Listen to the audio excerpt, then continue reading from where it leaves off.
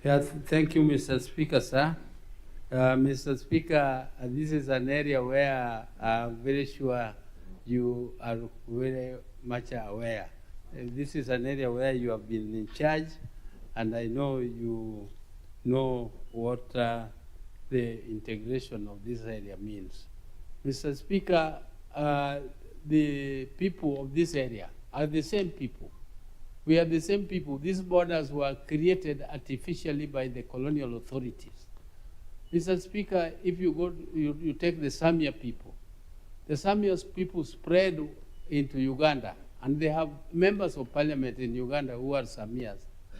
At one time, Mr. Speaker, if some of you might not be aware, in Kenya, we had Moody Awori as the Vice President of Kenya, and his brother Agre was contesting for presidency in Uganda.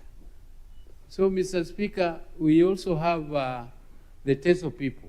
They spread into Uganda. The Luo people go up to Lolwe Islands there. So the Manyala people, the same. Mr. Speaker, the Kuria, you go to Masai, and you go down the Digos. They all spread into Tanzania. And Mr. Speaker, this area was supposed to be one country. But because of during colonial times, Mr. Speaker, I was there. There used to be no border here in Busia. We used to move. Siaya is not far from here. In fact, I'm a neighbor. I'm more of a neighbor than Halwali. And we used to move into Uganda. There was only a roadblock showing you that you are getting into Uganda. And the currency was one during colonial times. Why are we not doing better than the colonialists? Why was Uganda and Kenya more or less one? Because we were using the same currency. There was only a border to show you that you are now crossing into Uganda. Otherwise, these are the same countries, Mr. Speaker. And Mr. Speaker, sir, the East African community is based on 4 pillars. These 4 pillars, one is the customs union, which I think, Mr. Speaker, is largely implemented. The second pillar is the common market.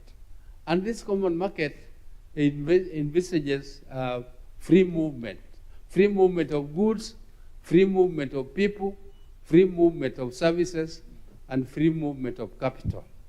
And Mr. Speaker, this is where we are doing very poorly.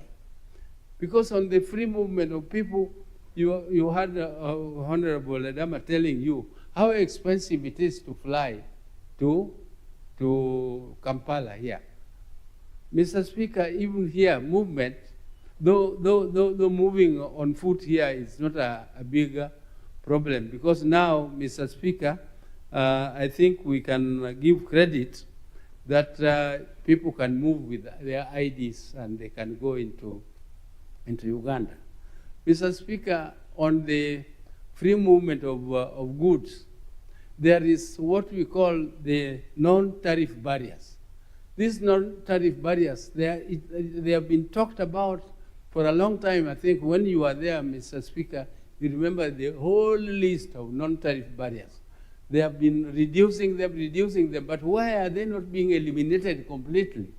Because these are just artificial measures taken by governments to prevent free movement of goods and free movement of people sometimes, but mainly free movement of goods.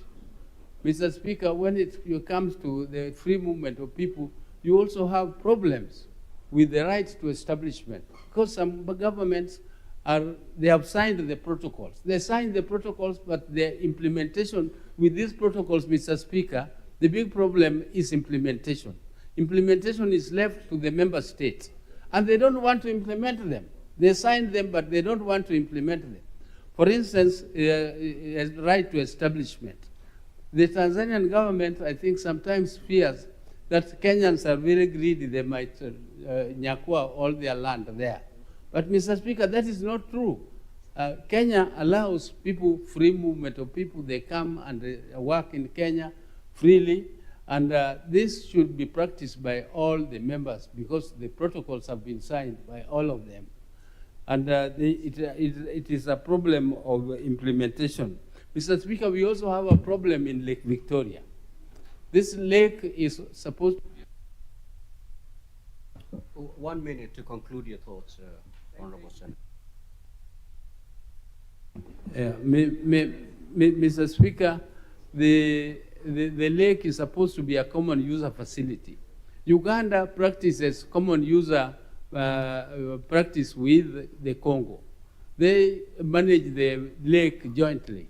Why can't the East Africans also manage this lake jointly so that fishermen are not harassed and arrested? Some of them are even made to eat raw fish in the lake, Mr. Speaker. Sometimes the fines are too heavy for them and they are jailed there. We have to go and look for them every now and then. Negotiations have to be done. Mr. Speaker, there should be a common user policy for the Lake Victoria so that all the fishermen from all the countries can enjoy this facility and benefit from it, Mr. Speaker. Thank you, Mr. Speaker. Senator Tabitha. Attendant.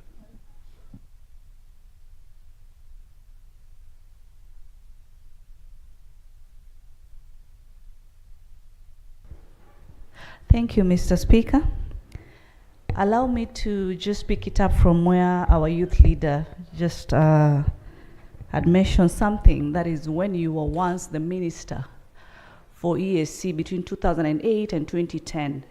And one of the key achievements, Mr. Speaker, that you delivered for this